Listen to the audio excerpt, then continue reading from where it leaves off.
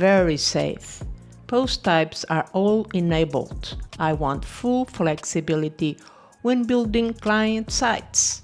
The blog editor, I all disable. Bricks is the only editor I want active. For the SVG uploads, enabled only for admin, myself. And this keeps client safe and avoids SVG security risks. Miscellaneous, I enable everything except disable global class manager off. CSS variable manager should be off, and the disable skip links because this helps accessibility. I never disable them. For the theme styles loading method, I load all theme styles that match my theme style conditions. Consistent styling across templates. And from the form submission, I always enable to save form on my database. For the custom breakpoints, always enabled, but configure them inside the canvas first.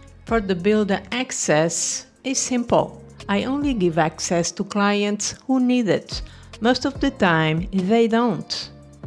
For the templates tab, nothing special here. I keep the default template settings and manage everything directly inside the bricks. For the Builder tab, this is where most of my workflow efficiency comes from. I always enable toolbar logo to the dashboard. I disable the autosave in bricks. Elements breadcrumbs, I always show the default element names.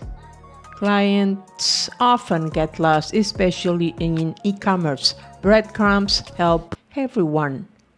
For the element spacing tools, I always disable them because this saves me a lot of time when aligning layouts. For the control group visibility, I always put it to show. No hidden menus, no surprises. And for the structure panel, all 4 element actions are on. Cleaner workflow, faster editing. Element actions, yes, I enable wrap, insert, and layout suggestions. Dynamic data, important for clients. I use it all the time. You see real content instead of placeholders, making mistakes less likely. Dynamic data drop-down options expand panel when drop-down is visible. So what I disable the autosave option. It slows down the builder and causes conflicts. Control panel, all 4 options. A cleaner UI for me and for clients. WP polyfill, not needed unless supporting very old browsers. I also disable WordPress custom fields in dropdown. Avoid clutter, I use ACF or bricks fields only. For the global data sync, I prefer manual control.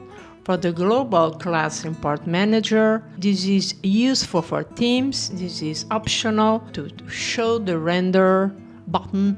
I keep it off to avoid accidents. For the performance tab, I disable emojis, I disable embed, lazy loading keep on, disable this jQuery migrate, I keep it off. This is essential for WooCommerce product galleries. The cache query loops should be on. This is for better performance.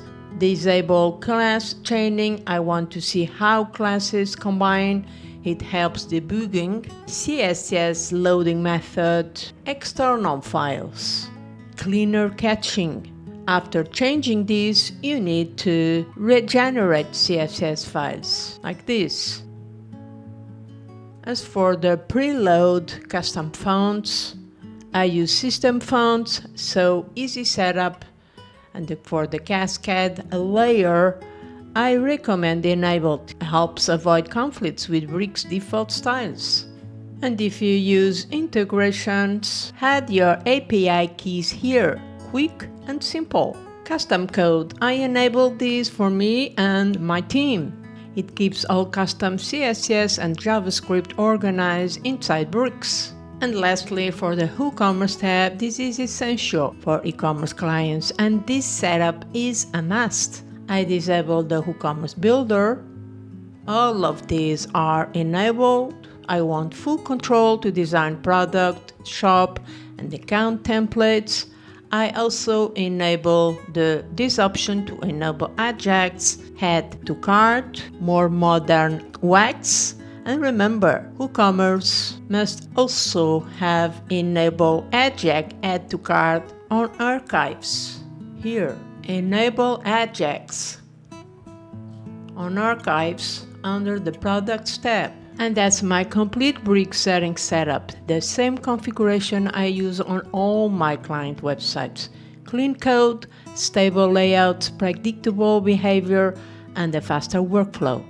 If you want more bricks tutorials like this, hit subscribe. I publish practical real-world WordPress content every week.